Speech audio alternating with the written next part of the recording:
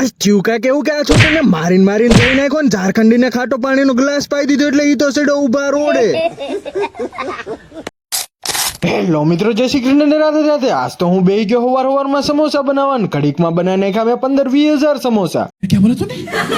એ કાંઈ નહીં, પછી હું આવી ગયો બધો સામાન લઈને લારી અને હાલો હવે ફટાફટ લારી ખોલી નાખી. પછી તો લારીને ખોલીને કમ્પ્લીટ કરીને હું અને કિશનભાઈ નીકળી ગયા કોલેજ તરફ. અને કોલેજે જતા હતા ત્યાં રસ્તામાં આપણને આ સાહેબ મળ્યા કે એ સીતારામ. તો આપણે એને સીતારામ કરીને આવી ગયા કોલેજે. કોલેજે આવીને 1-2 લેક્ચર ભર્યા ને બાકી કુલ્લી મારીને પાછા આવી ગયા લારીએ. જેવો લારી આવ્યો ત્યાં આ છોટું આવી ગયો ને કે મને એક દાબેલી બનાવી દે. હું થોડો કામમાં હતો એટલે ઈ તો હાથે દાબેલી બનાવવા માંડ્યો. પછી તો મિત્રો એ મને પૈસા વગર હાથે દાબેલી બનાવવા માંડ્યો એટલે મારે એને સર્વિસ દેવી પડી. સર્વિસ એ મિત્રો જેવી તેવી થોડી લાફા વાળી કરી હો.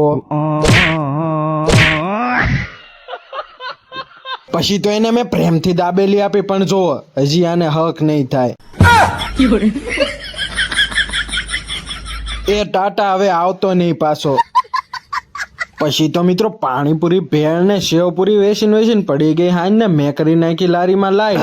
અને હા મિત્રો, આ લાઈટ લારીમાં નવી નાખેલી છે તો કેવી લાગે છે એ જરા કોમેન્ટ કરીને જણાવી દેજો. કે આ મેં આ 2 મિત્રોને આપી દીધી 2 ડીશ બટેટાની ને 1 ડીશ પાણીપુરીની. અને નારાયણભાઈ ને ખવડાવી દીધું સમોસું. પછી કાર્તિકભાઈ ને ખવડાવી દીધી 1 સુરણની ડીશ. અને પછી તો મિત્રો ઝારખંડી ને બનાવી દીધી 1 રગડા સમોસાની ડીશ ને પછી આવી ગયો પાણીપુરી લેવા એટલે એને ફટાફટ પાણીપુરી આપી દીધી. હજી પાણીપુરી થી નો ધરાણો એટલે આવી ગયો રાજભાઈ મને પાણીનો ગ્લાસ ભરી જો, મારે ખાટું પાણી પીવું છે. એટલે મેં એને ખાટા પાણીનો ગ્લાસ ભરી દીધો ને તો પાડો દૂધ પીવે એમ આખો ગ્લાસ પાણીનો ઠપકારી ગયો. હવે આને તો હું મોંઘવારી નડવાની.